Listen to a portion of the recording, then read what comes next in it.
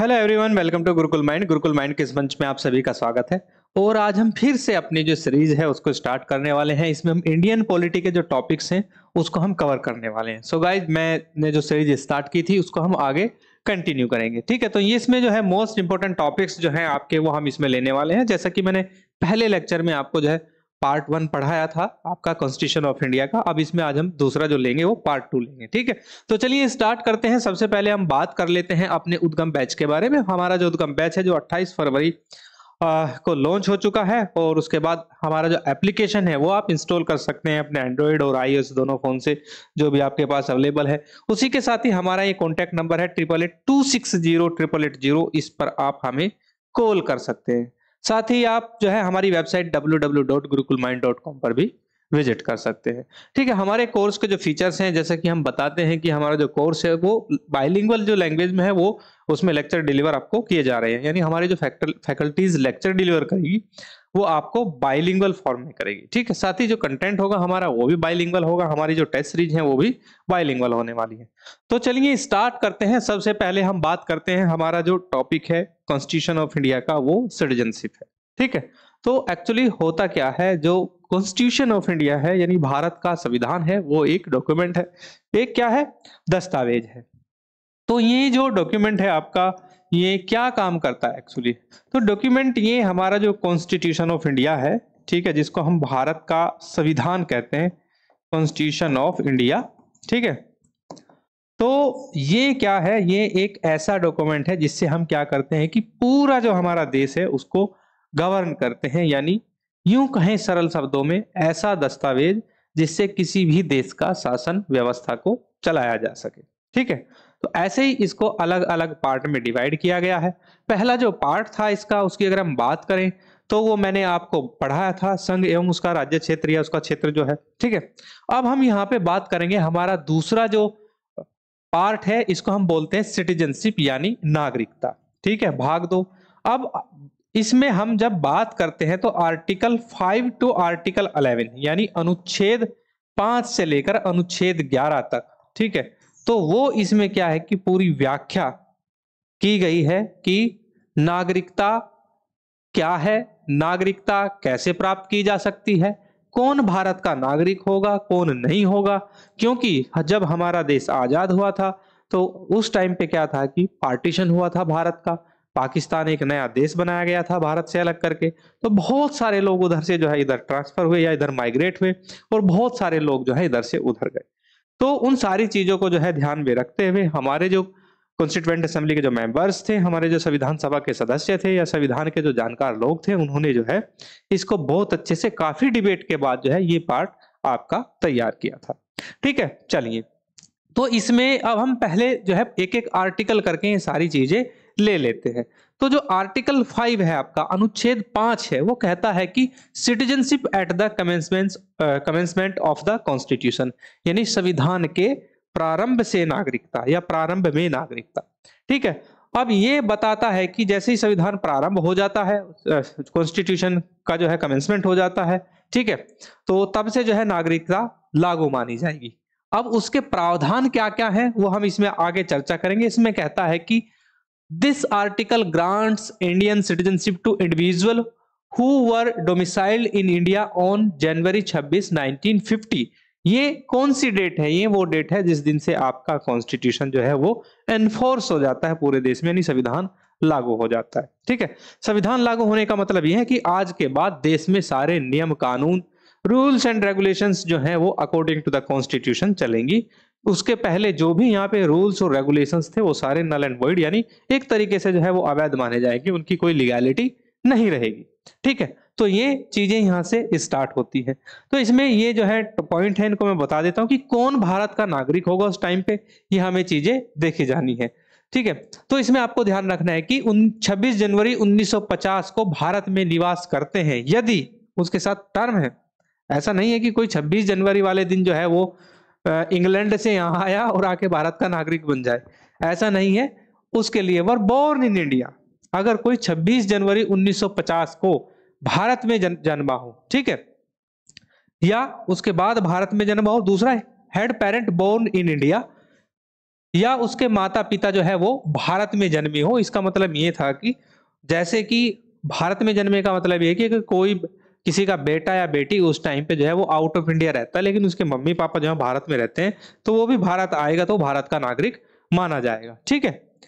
Had been ordinary residing in India for at least 5 years before the commencement of the constitution, यानी संविधान लागू होने से कम 5 वर्षों तक भारत में सामान्यतः निवास कर रहा हो। इसका मतलब यह भी था कि अगर कोई व्यक्ति, ऐसा कोई व्यक्ति जो 26 जनवरी 1950 से पहले अगर कोई बाहर से कोई आया है और कम से कम 5 वर्षों से वो भारत में रह रहा है, वो भी भारत का नागरिक या सिटीजन ऑफ इंडिया माना जाएगा। ठीक है। तो ये चीजें कहती क्या है? This ensured that people residing in India at the time of independence were recognised as citizens, यानी इससे यह सुनिश्चित हुआ कि स्वतंत्रता के समय भारत में रहने वाले लोगों को नागरिक के रूप में मान्यता दे दी गई है। ठीक है। यानी ये जो है आपका अनुच्छेद 5 कहता है कि हर वो व्यक्ति जो 26 जनवरी 1950 के बाद या 1950 के बाद में या 26 जनवरी 1950 के दिन भारत में जन्मा हो, ठीक है, या वो भारत में निवास कर रहा हो, वे सभी लोग जो है भारत के नागरिक माने जाएंगे। चलिए अब हम नेक्स्ट ले लेते हैं। आर्टिकल 6 क्या कहता है? आर्टिकल 6 कहता है आपका अनुच्छेद 6 कहता है right of citizenship for migrants from Pakistan. तो अनुच्छेद 6 क्या कहता है कि इसमें जो व्यक्ति भारत से पाकिस्तान से आए जो प्रवासी हैं, जो माइग्रेंट्स हैं, उनके लिए ये जो है अपने क्लोज बताता है, अपने प्रोविजन बताता है कि क्या क्या उसके प्रावधान होंगे। तो पाकिस्तान से आए प्रवासियों के लिए नागरिकता के अधिकार क्या क्या हैं, उनके राइट्स क्या हैं सिटीजनशिप के, उसकी हम बात करते हैं। तो provide citizenship to people who migrated from Pakistan to India before July 1948, यानी जुलाई 1948 से पहले जो भी व्यक्ति जो विभाजन के से पीड़ित थे, जो पार्टीशन हुआ था उसमें पीड़ित लोग जो पाकिस्तान से मजबूरी में जो है माइग्रेट कर गए हैं इंडिया, वो भी भारत के नागरिक माने जाएंगे। क्योंकि 19 जुलाई 1948 की एक डेट रखी गई, क्योंकि इससे पहले जो है बहुत सारे लोग दंगा प्रभावित जो है वो क्या हुए थे, माइग्रेट हुए थे, उन्होंने प्रवासन का जो दंश है वो झेलना पड़ा। ठीक है। उसके बाद they or their parents grandparents were born in India. इसमें कहा गया कि वे या उनके माता पिता, दादा या दादी भारत में पैदा हुए हों। ठीक है। यानी अविभाजित भारत में पैदा हुए हों, क्योंकि भारत और पाकिस्तान जो था वो तो आपका 15 अगस्त 1947 में बना, लेकिन उनके माता पिता, दादा दादी, ऐसा कोई भी व्यक्ति जो अविभाजित भारत में जो है पैदा हुआ और उसके बाद वो माइग्रेट करते हैं, ठीक है, तो वो भी नागरिक माने जाएंगे। They had been residing in India since their migration, में प्रवास के बाद से ही भारत में रह रहे थे, वो भी इसमें जो नागरिक माने जाएंगे। दोज हुम माइग्रेट आफ्टर जुलाई 1948, तो इसमें दो क्लोज हैं। एक आपका जुलाई 1948 से पहले की, यानी 19 जुलाई 1948 से पहले की, एक क्लोज इसमें रखी गई है 19 जुलाई 1948 के बाद भी जो है माइग्रेशन हुआ। ऐसा नहीं है कि उसके बाद माइग्रेशन नहीं हुआ। तो July 1948 had to be apply for citizenship through proper legal procedure, यानी अगर कोई व्यक्ति 19 जुलाई 1948 के बाद भारत में माइग्रेट करेगा पाकिस्तान, तो उसे जो है एक लीगल प्रोसेस से गुजरना पड़ेगा। This protected the right of the refugees who migrate during partition, यानी इसके विभाजन के दौरान पलायन करने वाले शरणार्थियों के अधिकारों की जो है वो रक्षा हुई थी। तो अनुच्छेद 6 जो है आपको ये ध्यान रखना है कि वो पाकिस्तान से भारत जाने वाले नागरिकों के अधिकारों के बारे में बात करता है। चलिए नेक्स्ट चलते हैं। अब आता है आपका आर्टिकल 7। आर्टिकल 7 क्या कहता है? अनुच्छेद 7 कहता है कि right of citizenship for those who migrated to Pakistan. अब ऐसा तो है नहीं कि केवल पाकिस्तान से भारत लोग आए थे, ऐसे भी बहुत सारे लोग थे, बहुत सारे अपने मुस्लिम भाई थे, क्योंकि पाकिस्तान की जो नींव थी वो एक इस्लामिक कंट्री के रूप में बनी थी। बहुत सारे अपने मुस्लिम भाइयों को ये लगा कि जो है वो हमारा देश है, हमें वहां जाना चाहिए। तो बहुत सारे लोग जो थे वो माइग्रेट हुए, जो पाकिस्तान भारत से पाकिस्तान चले गए थे। तो उसके लिए क्या प्रावधान है? People who migrated to Pakistan after March 1 1947 lost their Indian citizenship, यानी 1 मार्च 1947 के बाद पाकिस्तान चले गए लोगों की भारतीय नागरिकता जो है वो समाप्त मानी जाएगी, उनको भारत का नागरिक नहीं माना जाएगा। ये पॉइंट इसमें रखा गया। However if they return to India under the law made by parliament they could regain citizenship. हालांकि यदि वे संसद द्वारा बनाए गए कानून के तहत भारत लौटते हैं तो वे पुनः नागरिकता प्राप्त कर सकते हैं। अब ऐसे किस कानून के तहत लौट सकते हैं? अब माने कि कोई भी व्यक्ति जो है वो जो है जो 1947 का पार्टीशन था उसमें पाकिस्तान चला गया, फिर मन किया कि भाई तुम गलत जगह आ गए हो, यहाँ ठीक नहीं है तुम्हारे लिए, तुम्हें वापस जाना है। अब उसको आते ही नागरिक नहीं माना जाएगा भारत का, उसको संसद द्वारा बनाए गए कानून, यानी संसद ने जो है 1956 में फिर से जो है नागरिकता अधिनियम बनाया था। अगर नागरिकता अधिनियम का जो प्रोसेस है उसको पूरा करता है, यानी संसद द्वारा बनाया गया कानून है, उसको पूरा करने के बाद, उसके लीगल प्रोसेस को और उसकी शर्तों को पूरा करने के बाद ही अब वो भारत का नागरिक माना जाएगा, चूंकि उसकी जो नागरिकता है, उसकी नागरिकता अनुच्छेद 7 का एक क्लोज है जो उसे समाप्त कर देता है। ठीक है, तो this address the complex issue of post partition migration. और ये सारे जो आपके जो प्रोविजंस हैं, ये क्या एड्रेस करते हैं? जो कॉम्प्लेक्स इश्यूज हुए थे आपके 1947 के पार्टीशन में, उसको क्या करते हैं? उसको जो है एड्रेस करता है अनुच्छेद 7, इसलिए डाला गया था। उसके बाद आता है आपका आर्टिकल 8। आर्टिकल 8 यानी अनुच्छेद 8 कहता है citizenship for Indians residing abroad, यानी इसमें ये कह रहा है कि अनुच्छेद 8 कहता है कि विदेश में रहने वाले भारतीयों के लिए नागरिकता के क्या प्रावधान है। अब इंडियन ओरिजिन के बहुत सारे लोग विदेश में भी रहते हैं, ठीक है, उनके प्रावधान इसमें बताए गए हैं कि कैसे वो भारत के नागरिक होंगे। तो अनुच्छेद 8 कहता है Indian origin people residing outside India could registered as citizenship if, यानी भारत से बाहर रहने वाले भारतीय मूल के लोग नागरिक के रूप में पंजीकरण करा सकते हैं यदि, ठीक है, कैसे करा सकते हैं? They or their ancestor were born in India, यानी या तो वो खुद या उनके माता पिता या उनके पूर्वज भारत में पैदा हुए हों। पहली कंडीशन तो यही है, तभी वो भारत के नागरिक बन सकते हैं। They applied for citizenship at the Indian consulate in their country of residence, यानी उन्होंने अपने निवास देश में भारतीय वाणिज्य दूतावास में नागरिकता के लिए जो है वो आवेदन किया हो। इससे प्रवासी भारतीयों को नागरिकता मिलने में सुविधा मिलती है। ऐसे भारतीय जो किसी कारणवश जो है वो प्रवासी हो गए थे, अगर वो भारत का नागरिक बनना चाहते हैं तो उनके लिए आर्टिकल 8 जो है वो प्रोविजन करता है। ठीक है, अब माइग्रेट की जो अगर हम हिस्ट्री की बात करें तो हिंदुस्तान के इतिहास में बहुत ज्यादा माइग्रेशन ऐसा नहीं है कि 1947 में हुआ है। जब हमारा ब्रिटिश इंडिया था उसमें भी बहुत सारा जो माइग्रेशन है वो देखने को मिलता है। ब्रिटिशर्स के यहाँ पे एक जो है पद्धति चलती थी जिसको गिरमिटिया सिस्टम या गिरमिटिया पद्धति बोलते थे। उसमें क्या था कि ब्रिटेन ने एक टाइम था कि दुनिया के हर कोने कोने में जहां भी उनको उपजाऊ जगह मिलती थी तो बहुत सारे लेबर्स थे, यानी मजदूर थे, उनको ठीक है वो डंप करते थे कहाँ पे? जहां उनको लेबर की जरूरत होती थी।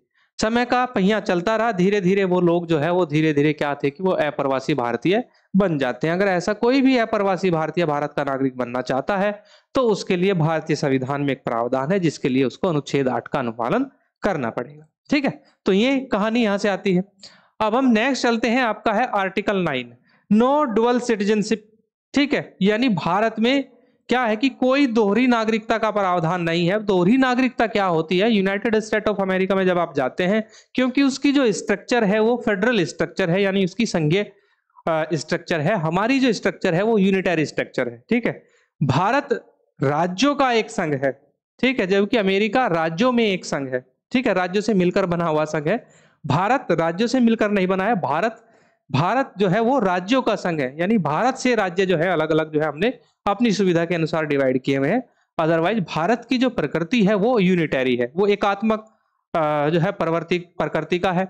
तो इसलिए यहाँ पे डुअल सिटीजनशिप नहीं है। सिटीजनशिप यहाँ पे कैसी है? सिंगल सिटीजनशिप है, यानी एकल नागरिकता है। इसका अर्थ यह है कि अगर आप माने कि जो है कहाँ रहते हैं, अगर आप रहते हैं उत्तर प्रदेश में, ठीक है, या आप रहते हैं मध्य प्रदेश में, ठीक है, अगर आप रहते हैं माने कि चंडीगढ़ में या कहीं भी रहते हैं आप, ठीक है, तो कहीं भी आप रहें तो तीनों जगह से आपकी जो सिटीजनशिप है, आप जो है केवल आपके पास जो आइडेंटिटी होगी, यानी आपका जो आइडेंटिटी प्रूफ है, आपकी आइडेंटिटी को बताएगा, उस पे यही लिखा रहेगा भारत सरकार। ठीक है, कहीं आपको ये लिखा नहीं मिलेगा कि आप जो है उत्तर प्रदेश सरकार की आइडेंटिटी आपके पास है या नहीं है। ठीक है, तो आपको ये मतदाता प्रणाली के लिए आप प्रयोग करते हैं, उस पर लिखा रहता है भारत निर्वाचन आयोग। ठीक है, तो ये चीजें आप उसमें देखते हैं। तो आप कहीं भी रहते हैं तो आपके पास एक ही सिटीजनशिप है, you are the citizen of India. आप केवल भारत के नागरिक हैं। वहीं अगर बहुत सारे कंट्री हैं जिनमें मैं एक एग्जांपल जो है वो यूनाइटेड स्टेट ऑफ अमेरिका का ले सकता हूं, वहां पे डुअल सिटीजनशिप है। आपको पहले स्टेट की, जिस स्टेट में आप रह रहे हैं वहां की सिटीजनशिप अलग से लेनी पड़ेगी, ठीक है, और जो है आप दूसरी सिटीजनशिप जो है वो अलग से लेनी पड़ेगी अगर आपको जो है फेडरल सिटीजनशिप लेनी है। तो दोनों अलग अलग चीजें हैं, यहाँ पे कोई डुअल सिटीजनशिप नहीं है। तो if a person voluntary acquire citizenship of another country they loss Indian citizenship, ठीक है, तो ये चीजें हैं। तो यहाँ पे जो आपकी डुअल सिटीजनशिप है, इसका मतलब ये भी है कि आप दोहरी नागरिकता नहीं रख सकते हैं। तो यानी अगर आपको किसी अदर देश की आप नागरिकता ले लेते हैं तो आपको क्या है कि आप जो है भारत की जो नागरिकता है उसका आपको त्याग करना पड़ेगा या स्वतः ही त्याग हो जाएगी, ठीक है। तो India does not allow dual citizenship, ये आपको भारत दोहरी नागरिकता की अनुमति नहीं देता है। चलिए अब हम बात करते हैं आर्टिकल 10 की, ठीक है। आर्टिकल 10 है आपका continuance of right of citizenship, यानी नागरिकता के अधिकारों की निरंतरता। तो ये क्या है? तो नागरिकता के अधिकारों की निरंतरता के बारे में आपको अनुच्छेद 10 बताता है। ये कहता है कि once citizenship is acquired under the constitution it continues until parliament enact a law to alter it, यानी एक बार संविधान के तहत नागरिकता प्राप्त हो जाने पर यह तब तक जारी रहती है जब तक संसद इसमें परिवर्तन करने के लिए कानून नहीं बना देता, ठीक है। तो ये क्या है कि इसकी अगर हम बात करें तो ये जो है टाइम टू टाइम इंश्योर करता है कि हम नागरिकता की स्थिति में सुधार कैसे कर सकते हैं, ठीक है। तो इससे नागरिकता की स्थिति में स्थिरता सुनिश्चित हो जाती है। तो ये आपको इसमें देखना है। अब हम चलते हैं अनुच्छेद 11 यानी आर्टिकल 11 पे। तो आर्टिकल 11 क्या कहता है आपका? ये कहता है कि parliament powers to regulate citizenship, यानी सिटीजनशिप को रेगुलेट करने के लिए संसद के पास जो है वो अपने अधिकार हैं। संसद जो है टाइम टू टाइम जो है अमेंडमेंट बिल लेकर आती है। अभी अगर आप देखेंगे सिटीजन अमेंडमेंट एक्ट है आपका, नागरिकता संशोधन विधेयक। तो नागरिकता संशोधन विधेयक में जो है पार्लियामेंट ने सुधार किया।